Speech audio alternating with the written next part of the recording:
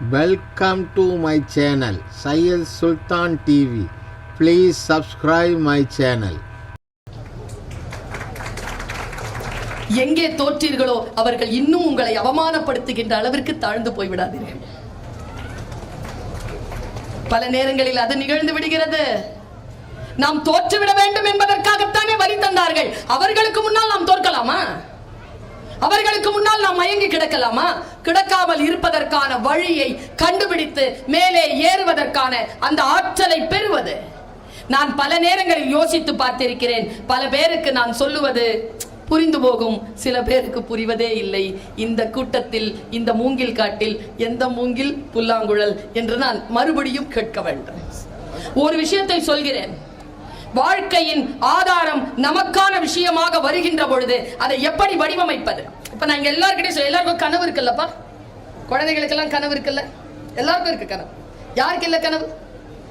எல்லாருக்கும் இருக்கு. உதாரணமா சொல்லவா, டிரைவ் பண்ணணும் நிறைய பேருக்கு கனவுங்க. சின்ன வயசுல இருந்தே கனவு பல பேருக்கு, காரை டிரைவ் பண்ணணும். அந்த கனவுல எதை தெரியுமா மிஸ் பண்ணிடுறோம்? சொந்த வண்டி ஓட்டுறதா வாடகை வண்டி ஓட்டுறதாங்கிறதுல மிஸ் பண்ணிடுறோம். டிரைவரா வரணும்னா இயற்கை டிரைவர் ஆக்கிருது. அதுல எதுன்ற தெளிவு உங்களுக்கு இல்லாததுனால எது கொடுக்குதோ அதை நம்ம வாங்கிக்க வேண்டியதா இருக்கு. ரொம்ப மிகப்பெரிய ஆழமான ரகசியத்தை சொல்கிறேன். நான் இந்த உலகத்தில் எதை தேடிக்கொண்டிருக்கிறேனோ அது என்னை தேடுகிறது என்று சொல்கிறார் ரூமி. ரொம்ப ஆழமான வார்த்தை இது நான் சொல்வது. ஒரு 17-18 வயசு பசங்க கிட்ட போய் சொல்லிட்ட, நீ எதை தேடுகிறாயோ அது உன்னை தேடுகிறது ரூமி சொல்கிறார். ஒருத்தன் எழுந்து கத்துறான், நிஜமாவா மேடம்? நம்பலாமா மேடம்? நீங்க சொல்றத நான் நம்புறேன் மேடம். ஏய் அது இல்லடா, நீ சொல்றது வேற, நான் சொல்றது வேறடா. நான் அப்படிதான் என் முட்டி வலிக்கோ முட்டி இடிச்சுக்கோன்னு சொல்லிட்டு பஸ்ல ஏறும்போதெல்லாம் யோசிப்பேன்டா, 12 வருஷத்துக்கு அப்புறமா ஒரு 2 வீலர்ல போய் விழுந்து முட்டி பேந்துருச்சுடா. நீ எதை தேடிக்கொண்டிருக்கிறாயோ அது உன்னை தேடுகிறது. அது மரணமாக இருந்தாலும் உங்களை தேடும், ஆபத்தாக இருந்தாலும் உங்களை தேடும், காமமாக இருந்தாலும் உங்களை தேடும், போதையாக இருந்தாலும் உங்களை தேடும். நீங்கள் எதை தேடுகிறீர்கள் என்பதில் தான் உங்களுடைய வாழ்க்கையின் உயர்வும் தாழ்வும் இருக்கிறது என்பதனை புரிந்து கொள்ளுங்கள் என் தோழமை. சில விஷயத்திற்கு நோ சொல்லுங்கள். அது வருவதனால் உங்கள் வீழ்ச்சிக்கு அது காரணமாக இருக்கும் என்றால், நான் ரூமி சொல்லுகின்ற இன்னொரு வார்த்தையை சொல்லிவிட்டு போகிறேன். இது வெறும் பேச்சாக நான் பேசவில்லை, சிவகங்கையில் மட்டும் நான் சொல்கிறேன்.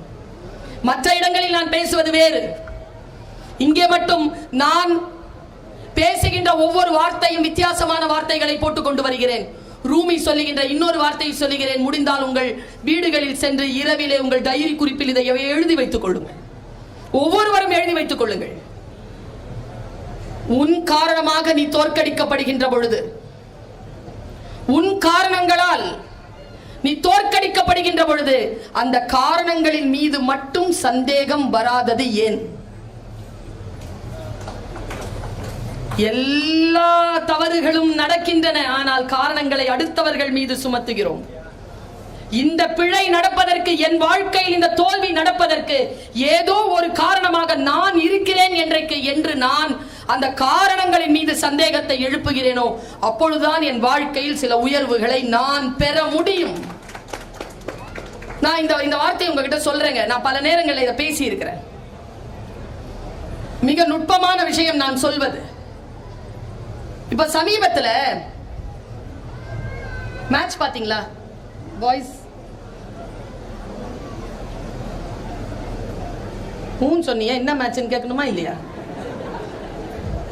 ஃபுட்பால் மேட்ச் பார்க்கல, கிரிக்கெட் தான் பார்ப்பேன். வேர்ல்டு கப் நடந்துச்சுங்க. யாராவது ஒருத்தராவது இருக்கிறீங்களா? ஜெயிச்சது எந்த கண்ட்ரி? சபாஷ். யாருமா? அர்ஜென்டினால. Very good. ஒரு 12 வயசு பொண்ணு சிவகங்கையில் இருக்கக்கூடிய ஒரு இடத்துல உட்கார்ந்துட்டு அர்ஜென்டினா மெஸ்ஸின்னு சொல்றானா, மெஸ்ஸியினுடைய வாழ்க்கையில அவன் அடிச்ச டிக்க கொஞ்சம் நினைச்சு பாத்துக்க. அவன் அடிச்சுட்டாங்க, டிக் அடிச்சுட்டாங்க. மெஸ்ஸி 10 நம்பர் அவனுக்கு கரெக்டா. ஃபர்ஸ்ட் அவன் எதுல தோத்தான்? சவுதி அரேபியால தோத்தான். ஓப்பனிங் விஷயமே தோத்தான். சவுதி அரேபியா கிட்ட தோத்துட்டா உடனே எல்லாரும் கேட்டாங்க, Who is Messi? யார் அவன்? 4 வேர்ல்ட் கப்புங்க. 4 வேர்ல்ட் கப்லயும் அவன் பெஸ்ட் ஃபுட்பாலர். அவன் தான் மேன் ஆஃப் த மேட்ச். அதை வச்சு முத்தம் கொடுத்துட்டு இருப்பான். அது இன்ஸ்டாகிராம்ல இருக்கு. முத்தம் கொடுத்துட்டு இருப்பான். அதுல அவன் முகத்துல ஒரு சோகம் இருக்கும். இந்த மேட்ச் இருக்குல்ல, இந்த மேட்ச்ல ஃபர்ஸ்ட் மேட்ச்ல அவன் சவுதி அரேபியாவோட தோக்குறான். சவுதி அரேபியா வரவே இல்லை இன்னும். அதுக்கு ஃபுட்பாலுக்கே அது எந்த புகழும் கிடையாது. அதுக்கிட்ட அர்ஜென்டினா தோக்குது. Great fall. இது ஒரு வீழ்ச்சி. எல்லாரும் அவனை கிண்டல் பண்றாங்க. அவன் நொந்து போகலையே. கடைசியா கப்பா அவன் தானே ஜெயிச்சான். 7 கோல் போட்டானே. ஒருத்தன் இன்னைக்கு காலையில என் பையன் அனுப்பியிருந்தான் ஒரு கிளிப்பிங். ஓடுறாங்க 29 கிலோமீட்டருக்கு ஓடுறான். ஜெயிக்கணும்னு முடிவு செஞ்சிட்டீங்கன்னு வச்சுக்கோங்க, ட்ரெயின். அந்த விஷயத்துல ட்ரெயின் ஆகணும். அவன் ட்ரெயின் ஆனா அவன் ஜெயிச்சான். ஜெயிச்சிட்டு அந்த வேர்ல்ட் கப்பை வாங்கிக்கிட்டு அவன் நின்று கத்துற போட்டோ எல்லாம் புகழ்பெற்ற போட்டோ இல்ல, ஒரு போட்டோ புகழ்பெற்ற போட்டோ. அதை அவன் பெட்ல போட்டுட்டு மல்லாக்க இப்படி படுத்து தூங்கிட்டு இருப்பான். உலக புகழ்பெற்ற போட்டோ. வெற்றி என்பது எது தெரியுமா? சாதித்த பிறகு நாம் கொண்டாடுவதற்கு பெயர். கொண்டாடுவது என்பது அடுத்த கட்ட நிலைக்கு நம்மை பொறுப்பாக்கிக் கொள்வதற்காக எடுக்கக்கூடிய ஓய்வுக்கு பெயர் தான் வெற்றி என்று மெஸ்ஸி சொல்கிறார். ஏதோ ஒரு விதத்தில் அவன் காட்டிட்டு போயிட்டான். ரொனால்டோன்னு ஒருத்தன் போர்ச்சுகல், அவன் தோத்தான் மொராக்கோ கிட்ட, எழவே முடியல. அவனுடைய வாழ்க்கை வரலாறை பார்க்கிறேன். அந்த மேட்ச் முடிச்ச உடனே அவன் ஸ்பெயினுக்கு ஃபிளைட் ஏறுறான். ஸ்பெயின்ல போய் சேர்ந்த உடனே அடுத்த நாளே அவன் ட்ரைனிங் ஆரம்பிச்சுட்டான். அவனுக்கு வயது 37. இங்க குதிக்கிறாங்க. ரொனால்டோ. வாழ்க்கையில் வெற்றி பெற்றவர்களை கொஞ்சம் கூர்ந்து கவனியுங்கள். அவர்களுடைய வாழ்க்கை நமக்கு சில மிகப்பெரிய பேருண்மைகளை நமக்கு முன்னால் கொண்டு வந்து போடும். பல நேரங்களில் நாம் தோற்கின்ற இடம் எது தெரியுமா? நம்முடைய மனதிடம் தான் நாம் தோற்று போகிறோம். நம்முடைய புத்தியிடம் தான் தோற்று போகிறோம். எவரெஸ்டினுடைய உச்சத்தை தொட்ட தென்சிங்கிடம் கேட்டார்கள், நீங்கள் தோற்காமல் போவதற்கு ஏதேனும் சாத்தியக்கூறு, நீங்கள் ஜெயிக்காமல் போவதற்கு ஏதேனும் சாத்தியக்கூறுகள் இருந்ததா? கேள்வி பாருங்க எப்படி இருக்கு. நீ ஜெயிக்காமல் இருப்பதற்கு ஏதேனும் சாத்தியக்கூறுகள் இருந்ததா? அவன் சொன்னாங்க ஒரு பதில், நான் உங்களுக்கு மந்திரமாக சொல்லிவிட்டு போகிறேன். அவன் சொன்னா, சூழல், ஆக்சசரிஸ், காற்று எதுவுமே எனக்கு தடையா இல்லை. ஒரே ஒரு விஷயத்துக்கு தான் பயந்தேன். என் மனசு நீ ஜெயிக்க மாட்டேன்னு சொல்லிருமோன்னு நினைச்சேன். அது எனக்கு சொல்லவே இல்லை, அதனால தான் ஜெயிச்சேன். மனசு சொல்லக்கூடாதுங்க. நான் சொன்னேன் தெரியுமா, கிளாஸ்க்குள்ள போன உடனே ஒரு டீச்சர் என்னை பார்த்துட்டு இப்படி பண்ணுவாங்க, ஹோப்லெஸ், உருப்பட மாட்டேன்பாங்க. என்ன பண்ணேன் தெரியுமா, அந்த டீச்சர் ரிட்டையர் ஆகிறதுக்குள்ள அந்த ஸ்கூலுக்கு அந்த காலேஜ்க்கு 2 இடத்துக்கும் சீஃப் கெஸ்டா போயிட்டு வந்துட்டேன். அப்படிதாங்க ஜெயிக்க முடியும். வேற எப்படி ஜெயிக்கிறது? திருப்பி திட்டுறதா? திருப்பி சண்டை போடுறதா? அவர்களை விளக்குவதா? யார் நம்மை தோற்கடிக்கிறார்களோ, எந்த உணர்வு நம்மை கீழே தள்ளுகிறதோ, அதை ஜெயிப்பதற்கான வழி எவன் ஒருவன் கண்டுபிடிக்கிறானோ அவன் சிகரம் தொட்ட மனிதனாக இருக்கிறான். இந்த உலகத்தில் யாரையும் நான் திருப்பவும் சொல்லுகிறேன், யாரையும் நீங்கள் அன்னார்ந்து பார்க்க வேண்டிய அவசியம் இல்லை. புரிந்து கொள்ளுங்கள். இப்ப நான் உதாரணத்துக்கு எல்லாருக்கிட்டையும் ஒரு கேள்வியை வீசுறேன். என் பர்ஸ் தொலைஞ்சு போச்சு. உங்க முதல் கேள்வி என்னவா இருக்கும்? சும்மா பேரன்புல பதில் சொல்லுங்க. எங்க தொலைச்சிங்க கண்டுபிடிச்சு தர போறீங்களா? பேரன்புல கேட்டீங்க. ஓகே, பஸ்ல தொலைச்சிட்டேன். என்னப்பா, சூப்பர், வெரி குட். அதுதான் கேள்வியே. பர்சுக்குள்ள எவ்வளவு இருந்துச்சு? 30 ரூபா. என்ன சொல்றீங்க? போனா போட்டோம்பீங்கல்ல, நான் விட முடியாது, ஏன்னா பர்சு 30,000 ரூபாய். நமக்கு வேல்யூ பண்ண தெரியலீங்க. எதை வேல்யூ பண்றதுன்னே நமக்கு தெரியல. ஒருத்தங்களால என்ன பலன்னு நினைக்கிறோம், அவங்களே பலன் தான்.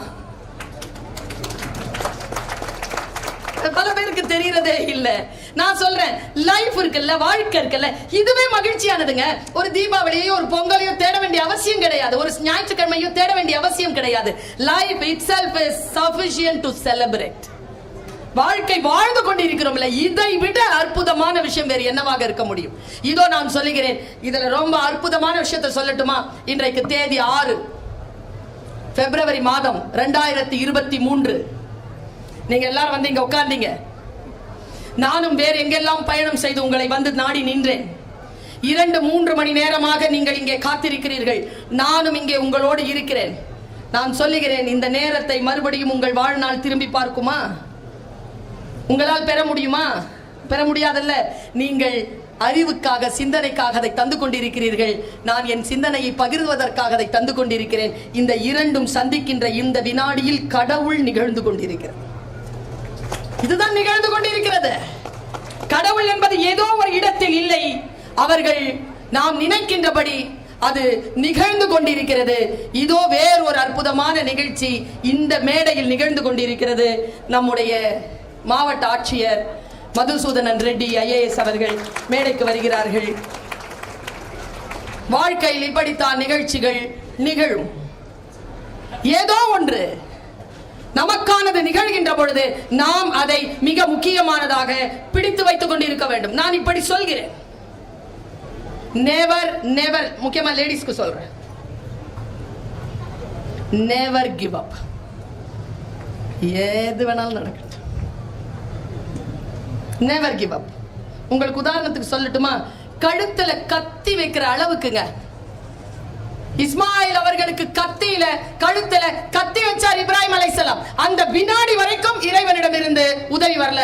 வெச்சதுக்கு அப்புறமா தான் உதவி வந்தது. கடைசி வினாடி எது வேண்டுமானாலும் நடக்கலாம். கடைசி வினாடியில் எந்த மாற்றம் வேண்டுமானாலும் நிகழலாம். Never give up. டைம் அவ்வளவு சாதாரணமா நினைக்காதீங்க. அடுத்து சொல்கிறேன், தலைக்கறி சமைக்கும் வரைக்கும், தலைக்கறி சமைக்கும் வரைக்கும் சிறு தொண்டருக்கு வந்தவன் சிவன் என்று தெரியாது. சும்மாவா? உடம்பெல்லாம் அறுத்து போட்டாங்க, சமைச்சு கொடுத்துட்டாங்க. வந்த சிவன் தலைக்கறி கேட்டான். திருவெங்காட்டு நங்க போய் தலைக்கறி சமைச்சிட்டு வந்தாங்க. அது வரைக்கும் சிவன் என்று அவங்களுக்கு தெரியாது. அப்படித்தான் நிகழும் வாழ்க்கை. நெருப்பில் இறங்கும் வரைக்கும் சீதைக்கு தெரியாதுங்க இது அணைஞ்சு போகும், அவள் புகழ் பரவும். இந்த வினாடி, கடைசி வினாடி, she never gave up. நானும் கடைசி வினாடிகளை விட்டு கொடுப்பது இல்லை. இப்ப நாம எல்லாருமே இங்க நம்மள பார்த்துக்கிட்டு இருக்கிறீங்க, நீங்க என்ன பேசிக்கிட்டு இருக்கிறீங்க. மேடையில் சில காரியங்கள் நடந்து கொண்டிருக்கின்றன. இந்த காட்டில் சில புல்லாங்குழல் என்னை பார்த்து கொண்டிருக்கின்றன, பல மூங்கில்கள் அதை பார்த்து கொண்டிருக்கின்றன. நினைச்சு பாருங்க. அரேஞ்ச்மெண்ட்ஸ் ஏதேனும் நடக்கிறதுனால நமக்கு என்ன? இதோ நான் வயித்தால கத்திக்கிட்டு இருக்கிறேன். நான் சொல்லுகின்ற ஏதோ ஒரு சொல், நான் இப்ப சொன்னேன் இல்லையா, கைய தூக்கி கடைசியா கிருஷ்ணான்னு சொல்லும் போது தானே கிருஷ்ணன் வந்தான். அது வரைக்கும் புடவைய கை வச்சுட்டானே மேல, கிருஷ்ணான்னு அப்புறமா தானே கத்துனா. கடைசி வினாடியில கிடைக்குங்க விஷயங்கள். நான் ரொம்ப நுட்பமாக இதை சொல்லுகிறேன். சிலுவையில் அறையப்பட்டு இறைவா ஏன் என்னை கைவிட்டீர் என்று இறுதி மூச்சை அவர் அடக்குனதுக்கு பிறகுதான் அவர் உயிர் தெழுந்தார். கிடைக்கும் வாழ்க்கை சில வாய்ப்புகளை நமக்கு தரும். அந்த வாய்ப்புகள் நமக்கு வருகின்ற பொழுது அதை மிக நுட்பமாக நாம் கவனித்துக் கொள்ள வேண்டும். பெற்றோர்கள் இருக்கிறீர்கள், குழந்தைகளை இங்கே அழைத்து வந்திருக்கிறீர்கள். உங்களுக்கு நான் ஒரு விஷயத்தை சொல்கிறேன், குழந்தைகளிடம் பேசுகின்ற பொழுது கவனமாக பேசுங்கள்.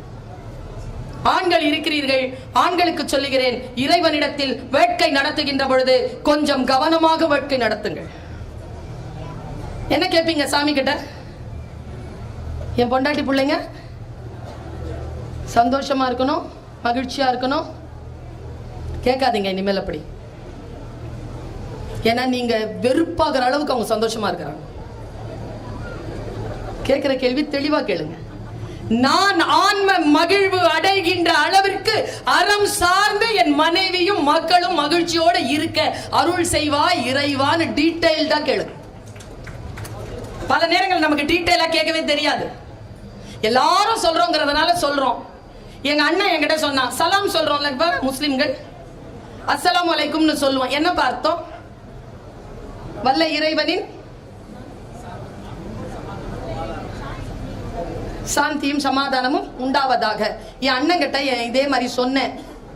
என் அண்ணன் என்னை வந்து தலையில டுக்குன்னு கொட்டி சொன்னா, நீ பெரிய அப்பாட்டக்கரான்னு கேட்டான். ஏன்னா அப்படி கேட்கிறேன்னு, நீ சாந்தியும் சமாதானம் உண்டாயிருமா? அப்ப அது என்னது? நீ எனக்கு முன்னால் இருக்கின்றவரிடத்தில் சொல்லுகின்ற சொல் அது அல்ல. அது இறைவனிடத்தில் சொல்லுகிறாய், யா அல்லாஹ், நான் சந்திக்க இந்த நபரின் மீது நீ தயவு செய்து உன் வல்ல சாந்தியையும் சமாதானத்தையும் கொடுப்பாயாக என்று நான் இறைவனிடத்தில் நடத்தும் இறை வேட்கையை தவிர எனக்கு முன்னால் நின்று பேசுகிறவர்களிடம் நான் பேசுகின்ற சொல் அது அல்ல. இந்த புரிதல் நமக்கு இருந்தால் சொல் எவ்வளவு கவனமாக வரும். பல நேரங்களில் நான் பார்க்கிறேன், சொல்லிலே நமக்கு கவனம் இல்லை. நம் வாழ்க்கையில் சில விஷயங்களை ஜெயிப்பதற்கு நமக்கு தெரிய இல்லை. நான் ஒரு விஷயத்தை சொல்றேங்க, 58 மார்க் தாங்க வாங்கினேன். செகண்ட் கிளாஸ் தான் என்னுடைய BA. ஆனா UGC இது MA ஜாயின் பண்றதுக்கு 55% இருந்தா போதும். MA ஜாயின் பண்ணிட்டேன். MA ல ஃபர்ஸ்ட் கிளாஸ் வாங்கிட்டேன். UGC கிளியர் பண்ணிட்டேன். PhD முடிச்சிட்டேன். நான் ஒன்னும் ஃபர்ஸ்ட் கிளாஸ் வாங்குற பொண்ணு கிடையாது. சுமாரா படிக்கிற பொண்ணு, 10th ரேங்க்.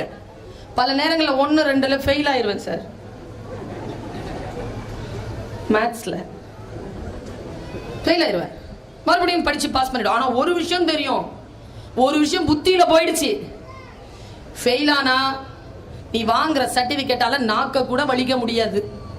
பாஸ் பண்ணா ஒழுக்கமா அடுத்தவன் மரியாதை செஞ்சு உன்னுடைய சர்டிபிகேட்க்கு ஒரு மரியாதை கிடைக்கும். இது புரிஞ்சிருச்சு மனசுல. ஸ்போர்ட்ஸ்க்கு போனாலும், பேச்சு போட்டிக்கு போனாலும், எங்க போனாலும் அந்த சர்டிபிகேட்ல ஃபைனல் எக்ஸாம்ல மட்டும் ஃபெயில் ஆக போக மாட்டேன், படிச்சிருவேன். இப்போ இது படிச்சிட்டதுனால என்ன நடந்தது தெரியுமா? MSc மேத்தமேட்டிக்ஸ் படிச்சு UGC கிளியர் பண்ணி, MSc பிசிக்ஸ் படிச்சு UGC கிளியர் பண்ணி, PhD முடிச்சு மிகப்பெரிய ஆளுமையா வந்து உட்கார்ந்து இருக்கிறவங்களுக்கும் எனக்கும் ஒரே சம்பளம் தான். அவங்களுக்கு வேற சம்பளம், எனக்கு வேற சம்பளம் கிடையாது. எதை படிக்கிறோம் என்பதல்ல, அதை எப்படி படிக்கிறோம், எங்க கொண்டு போய் நிறுத்துறோம். இது வரைக்குங்க எனக்கு ஒரு திமிர் உண்டு. அந்த திமிர் என்ன தெரியுமா? என் நேசம், என் பேரன்பு, என் அறிவின் மீது எனக்கு இருக்கும் நாட்டம், என் தேடல், என் ஒழுக்கம், இதன் மீது எனக்கு திமிர் உண்டு. இந்த திமிர்ல நான் இருக்கிறேன்ல, இந்த திமிர்ல ஒரு விஷயத்தை வாசிக்கிறேன்ல, அது என்னை வேறு வேறு திசைக்கு எடுத்துட்டு போகுது. உதாரணமா சொல்றேன், இதுவரைக்கும் நான் 31 நாடுகளுக்கு பயணம் செய்திருக்கிறேன். இதை நிறைய இடத்துல நான் வந்து ரெக்கார்ட் பண்ணி இருக்கிறேன். ஒரு டிக்கெட் கூட என் சொந்த காசுல வாங்கினது இல்லை. இப்ப கூட பிளைட் டிக்கெட் போட்டது மதுசூதனன் ரெட்டி சார் தான். கிடைக்கும், உயர்வுகள் கிடைக்கும். எப்பொழுது நீங்கள் ஒன்றை எய்திவிட வேண்டும் என்று எழுந்து நிற்கின்ற பொழுது, ரூமி சொல்ற அதே வார்த்தையை சொல்லுகிறேன், எப்படி புரிந்து கொள்கிறீர்கள் என்று எனக்கு தெரியாது. ரூமி சொல்வான், கொய்யா மரத்தில் இருந்து இறங்கு. நாம் நன்றாக காய்த்து தொங்குகின்ற கொய்யா மரத்தின் மீது உட்கார்ந்து கொண்டு கொய்யா பழங்களை சாப்பிட்டுக் கொண்டு நான் உயரமாக இருக்கிறேன், இதுதான் நான் பார்க்கும் உலகம் என்று நினைக்காதே. முதலில் you lose your discomfort zone, come டவுன்ங்கிறார். இறங்கு முதல்ல கீழே. உன் புரிதல்களை, உன்னுடைய விஷயங்களை முதல்ல எம்டி ஆக்க. பல இடங்களில் நாம எம்டி ஆக்குறதே இல்லை. நம்முடைய மனதை நம்ம எம்டி ஆக்குறதே இல்லை. நான் ஒரு உதாரணத்துக்கு ஒரு விஷயத்தை சொல்லிட்டு போறேன். கவனத்தை சிதறடிக்காமல் இருக்கின்ற பொழுது உங்களுக்கான உயரம் உங்களுக்கு சாத்தியமாகும். கவனத்தை மட்டும் சிதற விடாதீங்க. எனி காஸ், எது வேணாலும் நடக்கட்டும். என்ன கான்சென்ட்ரேஷனுக்கு வந்தீங்களோ, எந்த விஷயத்துக்கு வந்தீங்களோ அதுல கவனமா இருங்க. இன்னைக்கு நிறைவு நாள், இன்னைக்கு சொல்லி பிரயோஜனம் இல்லை. இதை மனசுல வச்சுக்கோங்க. வந்த உடனே புக்கு வாங்காதீங்க, சுத்தி பாருங்க, ப்ராஸ்பெக்டஸை கலெக்ட் பண்ணுங்க, டிக் பண்ணுங்க, பொருளாதாரத்தை பார்த்துக்கோங்க, எல்லாவற்றையும் படித்து முடித்து விடுங்கள். எதை வாங்குகிறீர்களோ அதை படியுங்களேன். படித்து முடிப்பது என்பது எதையும் அது நம்மை விட்டு போதும் என்று சொல்லுகின்ற அளவிற்கு ஒன்றை நாம், ஒரு பொருளை நாம் பயன்படுத்துகிறோமா? ஒரு பென்சில, ஒரு பேனாவை கூட பயன்படுத்துறது இல்லையே. முழுமையாக ஒன்றை பயன்படுத்துவது. நான் 4 சொன்னல, 5 சொல்றேன். 5 லேயர் வாழ்ந்துட்டு போயிடுவோம். ஃபர்ஸ்ட் லேயர் தான் வாழ்ந்துட்டு இருக்கிறோம். நிறைய பேர் செகண்ட் லேயர் கூட போறது இல்லை. ஜெயிக்கிறதுக்கான வழி 5 லேயர்ஸ். ஃபர்ஸ்ட் என்ன லேயர் தெரியுமா? காலையில 8 மணி, 9 மணி, 10 மணிக்கு வெளியில போறீங்களா சம்பாதிக்க, திரும்பி வீட்டுக்கு வரீங்கல்ல, அதான் ஃபர்ஸ்ட் லேயர். ஒரு நாளைக்கு, ஒரு மாசத்துக்கு 50,000, 30,000, 20,000, 10,000, 1 லட்சம், 2 லட்சம் சம்பாதிக்கிறோம்ல, அதோட வாழ்க்கை முடிஞ்சு போயிடுது. செகண்ட் லேயர் ஒன்று இருக்கு. அதுக்கு தான் இந்த மீட்டிங் எல்லாம். ஃபேமிலி கனெக்டடா இருங்க. ஃபேமிலியில கான்டாக்ட்ல இருக்கிறீங்க. எல்லாம் என்ன பொண்டாட்டி புருஷன் தெரியும், பிள்ளைங்கன்னு தெரியும். இது கான்டாக்ட்ல இருக்கிறது, கனெக்டடா இருக்கிறது. என்ன தெரியுமா? அவள் காலையிலிருந்து சாயந்தரம் வரைக்கும், அவர் காலையிலிருந்து இரவு வரைக்கும், அந்த பெண்கள் ஆண்கள் காலையிலிருந்து இரவு வரைக்கும் என்ன வேலைகள் செய்கிறார்கள் என்பதிலே கனெக்டடா இருக்கிறது. கனெக்டடா இருக்கிறீங்களா? கனெக்டடா இருங்க. Family connection second layer. Third layer சொல்லவா? கொஞ்சம் ரசனையோடு இருங்கள். ரசனை இல்லாம போயிடுச்சு இன்னைக்கு. ரசனை கீழே போயிருக்கிறோம். அதனால் தான் தவறான விஷயங்கள் சமூகத்தில் தலை தூக்குகின்றன. ரசனையோட இருங்க. நாலாவது லேயர், கொஞ்சம் நமக்காகவே அழுததை நிறுத்திவிட்டு அடுத்தவர்களுக்காகவும் அழத் தொடங்குங்க. இது fourth layer. Fifth layer, just connect with God. ஒரு சின்ன கனெக்ஷன் இருக்கட்டும். எங்க ஐயா சொல்வார் பாலராவாயன், பர்வீன் ஏன் தெரியுமா எல்லா மசூதிகள்லையும் சர்ச்சிலையும் கோயில்லையும் பிச்சைக்காரன் வெளியில உட்காந்துருக்கான்? ஏன் சார்? உள்ள ஓவர் கிரௌடுடா அப்படிமா. கோயிலுக்கு போறதே இது குடு அது குடு இது குடு அது குடு. நீ கொடுத்ததற்கே நன்றி சொல்ல முடியவில்லை, இன்னும் இன்னும் அடுத்தடுத்து கேட்பதற்கு அஞ்சுதே என் உள்ளம். சொல்லலாமா இல்லையா? இறைவன் கொடுத்திருக்கிறானா இல்லையா? என் தேவை என்ன என்று படைத்த உனக்கு தெரியும். என் அவசரத்தில் அழுது புலம்பி உன் அருளில் என்ன குறையும்? பேசுங்கள போய் சாமி கிட்ட. பேசுறோமா? இறைவனிடத்தில் பேசுவது ஃபிஃப்த் லேயர். இந்த ஃபிஃப்த் லேயரோட வாங்க. சிக்ஸ்த்னு ஒன்னு சொன்னேன் இல்லையா? இந்த 6 சொல்லிட்டு போய் உட்கார்ற, எனக்கான நேரம் நிறைவடைகிறது. 6 விஷயத்தை சொல்றேன். இங்க இருக்கிற எல்லோருக்கும், எனக்கும் சேர்த்து, மேடையில் இருக்கக்கூடியவர்களையும் சேர்த்து, இந்த பேச்சை கேட்கின்ற எல்லோருக்கும் சேர்த்து சொல்லுகிறேன். கைகள் முதலில் சுத்தமாக இருக்கட்டும். Clean hands, pure heart. இதயத்தை தூய்மையாக வைத்துக் கொள்ளுங்கள். 3, மைல்டு டங். இதமாக பேசுங்கள். உடலில் இருந்து வெளியேறும் எல்லாம் நாற்றமுடையவைதான். முன்னால் இருக்கின்ற மனிதரின் உதடுகளில் ஒரு புன்னகையை வரவழைக்க முடியும் என்றால் அது சொல். அழகாக பேசலாம். யாவர்க்குமாம் இறைவர்க்கு ஒரு பச்சிலை, யாவர்க்குமாம் பசுவிற்கு ஒரு வாயுரை, யாவர்க்குமாம் உண்ணும் போது ஒரு கைப்பிடி, யாவர்க்குமாம் பிறருக்கு இன்சொல் தானே திருமந்திரம். நல்ல சொல், மைல்டு டங். சவுண்ட் மைண்ட், விழிப்புணர்வோடு கூடிய புத்தி. வைஸ் விஷன், மிக நீண்ட தீர்க்கமான தரிசன பார்வை. தள்ளாடாத கால்கள். கால்கள் தள்ளாடாமல் பார்த்துக் கொள்ளுங்கள். இங்க தடுமாறினா இங்க தடுமாறும். தள்ளாடாத கால்கள், firm legs. 6 விஷயங்களை கைப்படுத்திக் கொள்ளுங்கள். மறுபடியும் சொல்கிறேன், சிகரம் என்பது யாரோ ஒருவன் தொட்ட சிகரத்தை, உயரத்தை தொடுவது அல்ல. என் உயரத்தின் எல்லையை நானே தொட்டால் நான் சிகரம் தொட்ட மனிதராக மற்றவர்களால் பார்க்கப்படுகிறேன். வாருங்கள், நம்முடைய சிகரம் என்பது அடுத்தவர்கள் சிகரம் இல்லை என்பதனை உணர்ந்து கொள்வோம். இந்த வாழ்க்கை என்பது ஒரு கொஸ்டின் பேப்பருங்க. அவருக்கு இருக்கிற கொஸ்டின் எனக்கு இல்லைங்க, அதனால காப்பி அடிக்காதீங்க. என் வாழ்க்கை வேற, என் முகம் வேறு, என் சுவாசம் வேறு, என் சிந்தனை வேறு. அதனால் யாரையும் போல் ஹிட்லர் சொல்கிறான், don't compare yourself with anybody, it's a greatest insult for your own. யாரோடும் உங்களை நீங்கள் ஒப்புமை செய்து கொள்ளாதீர்கள். என்கிட்ட வந்து கேட்டாங்க, என் குழந்தைய ஆசீர்வாதம் பண்ணுங்க, உங்கள மாதிரியே பேசணும். எதுக்கு என்ன மாதிரி பேசணும்? என்ன மாதிரி தான் நான் பேசுறேன், அது மாதிரி பேசிட்டோம். நான் யார் மாதிரியும் பேசுறேனா? இல்ல இல்ல. இறைவன் பூமியில் குப்பைகளை எறிவதில்லை. எல்லோருக்கும் ஒரு நோக்கம் இருக்கிறது. வாழ்கின்ற காலங்கள் மகத்தானவை. குழந்தைகளை கவனமாக பார்த்துக் கொள்ளுங்கள். நல்ல கதைகளை அவர்களுக்கு சொல்லுங்கள். இந்த தேசம், இந்த பூமி கதைகளால் நிறைந்த பூமி. என் தாய் என்னை மடியில் படுக்க வைத்துக் கொண்டிருந்தாள். ஆனால் அவள் உட்கார்ந்திருந்தது கிழிந்த பாயில். அவள் பறக்கும் கம்பளங்களை பற்றி தான் எனக்கு கதை சொன்னாள். ஒருபோதும் அவள் கதைகளில் கிழிந்த பாய்கள் வந்ததே இல்லை. அதனால் தான் நான் பறக்கும் கம்பளங்களில் இன்றைக்கு பறந்து கொண்டிருக்கிறேன். வாழ்க்கை அற்புதமானது.